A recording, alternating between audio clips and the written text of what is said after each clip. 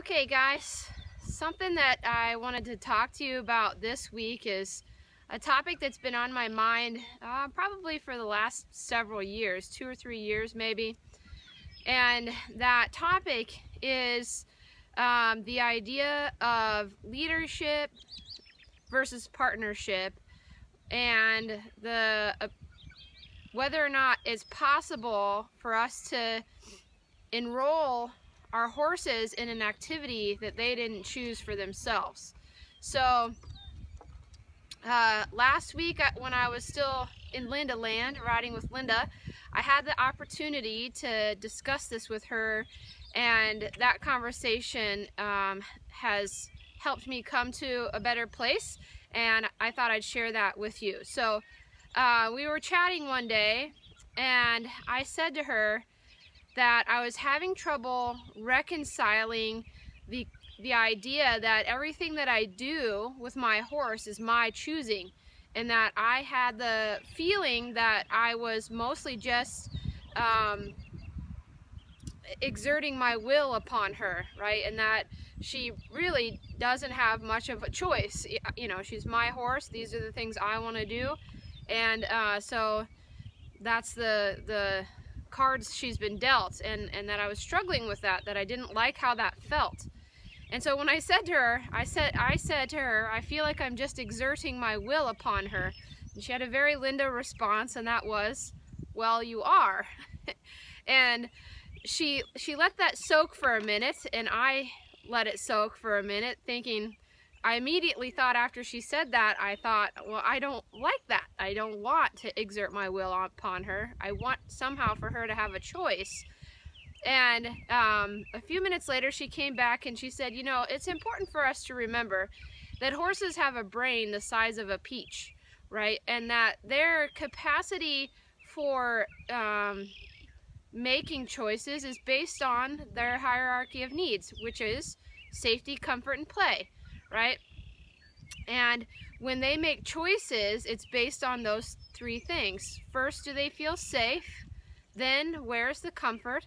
And then, can we make it a game, right? And so, the other thing that came to my mind then after that conversation with her was, what's the alternative? What's the alternative to me not making choices for activities that my horse and I might try to partner on, right? What happens to my horse, or with my horse, or for my horse if I don't make those choices?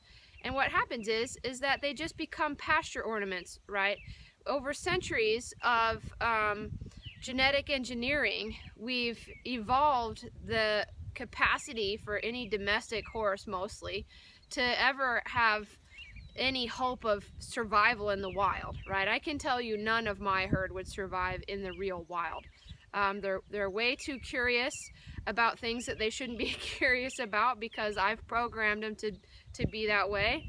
They don't have the feet for it, or, you know, any kind of survival instinct on that level. So my horses would perish.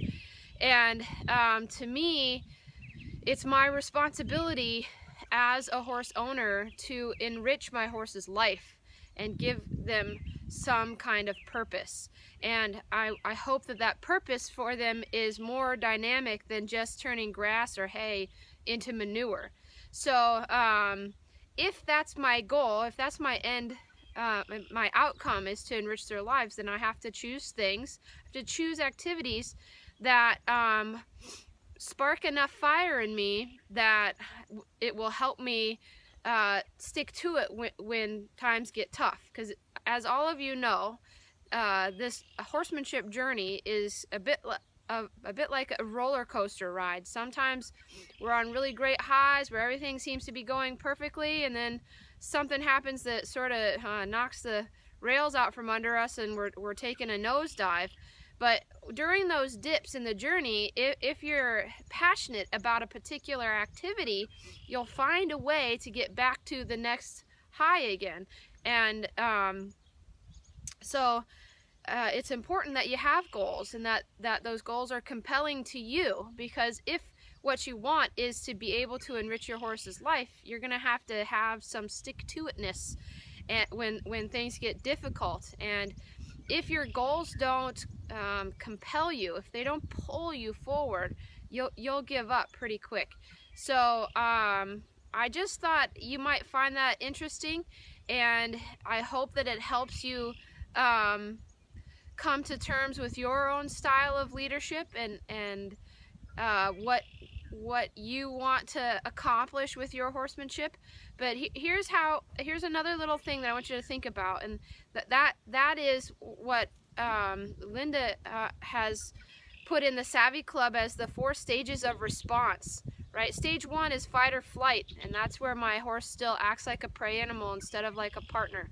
Either they run away or push against pressure, right? Fear or dominance, prey animal behavior, okay? And stage 2 is they yield to pressure, and that's a lovely place to be, and is necessary on the journey, but it's not the end of the journey. Stage 3 is that they seek comfort.